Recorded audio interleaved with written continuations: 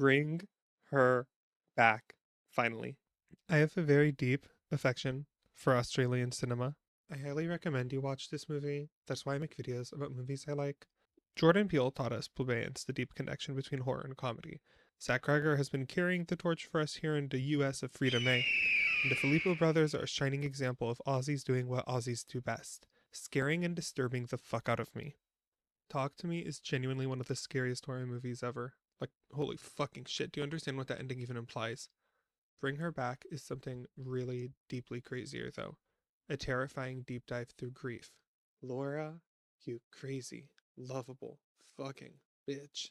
I was waiting that whole movie to see this bitch crack, and finally getting to see that scene with the social worker.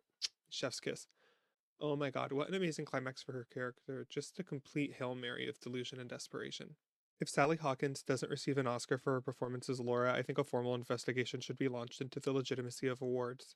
You don't understand how fucking good Sally Hawkins is in this movie. The film is visually stunning. I know the Filippo brothers are like adorably humble all the time and polite, but it cannot be understated how much technical and artistic skill went into making this fucking movie. In a time where so many films are fucking frustratingly bad, it's a relief to see a movie that's both a stylistically bold horror movie and a masterpiece fucking character drama. This also has some of my favorite cinematography in recent years, and a level of meticulousness and planning that went into every little detail will have you astounded. I am also a big interview behind the scenes bitch. I love me some Blu-ray special features, like shit like that. And seeing the love with which the Filippo brothers and Hawkins treat the characters in this film is really heartwarming. This movie is deeply validating in a way I don't really know how to explain.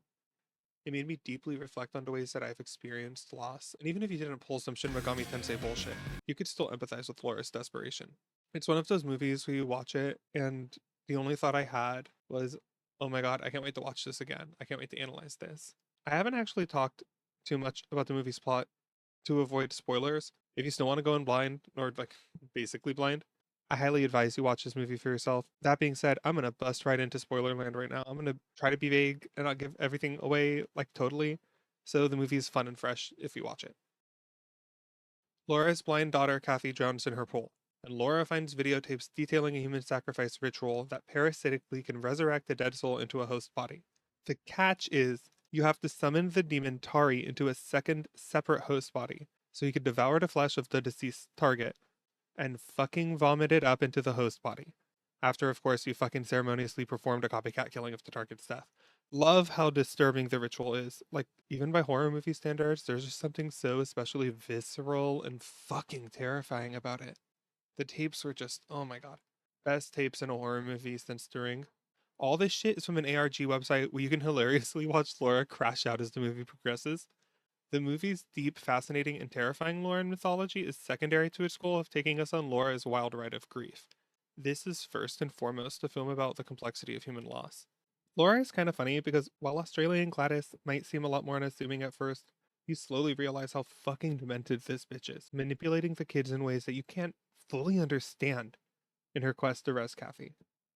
Hawkins' performance is so fucking good, guys. She is constantly walking that line of eccentric but kind and depraved and creepy to the point where when I first watched the movie, I wasn't sure what to think of her. Going back and rewatching with a deeper understanding of Laura reveals so much subtlety in Hawkins' performance. Holy shit. The movie had me squirming, gasping, pausing to walk around. I was upset at first that I missed my chance to see this into theaters and had to wait to see it, but I'm very glad I got to experience this in the comfort of my own home. Also, the day I watched it, I was homesick with a cold. It was the first October rain. It was freezing and beautiful, and it played so thematically well with the movie. Oh my fucking shit. Core memory. I love this movie, and I love that I experienced it in a way that I could appreciate so deeply. Anyways, the movie is successful in its mission because it takes so much time developing empathy for all of its characters. Laura, Piper, and Andy have their emotions beamed into your brain through some of the genuinely highest caliber character acting I've seen in my life. How is this her first movie? Not that you won't have some of the best, most gut churning fucking shit I've seen since Terrifier. No gimmicks either. Knife scene really is just like that. That being said, you will be laser focused, locked the fuck in during this entire movie. Because you will be desperately trying to piece together what the fuck everything means. Knowing the cool Tari lore is nice, but comes secondary to watching the complicated emotions Andy and Laura are going through. To me, Andy and Laura are narrative foils. The back to back scene was crazy, but also such an interesting way to show them both as a reflection of each other.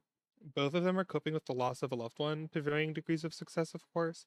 Andy wants to protect Piper as his little sister, and Laura favors and values Piper as the future vessel for Kathy.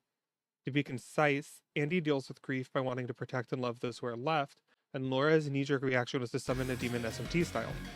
Jokes aside, the whole movie fills you up with anxiety, unease, and desperation from all of the characters' different perspectives. Laura is no more a mastermind than Andy or Piper, as the website helps to reveal.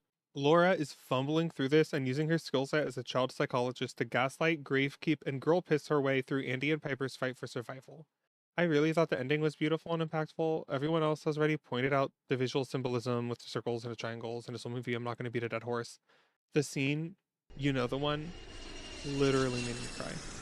It really just felt so cathartic, and never have I really seen a horror movie so brilliantly take you on Mr. Bones' wild ride, and then leave you feeling weirdly warm at the end. The movie's message about loss and grief rings true.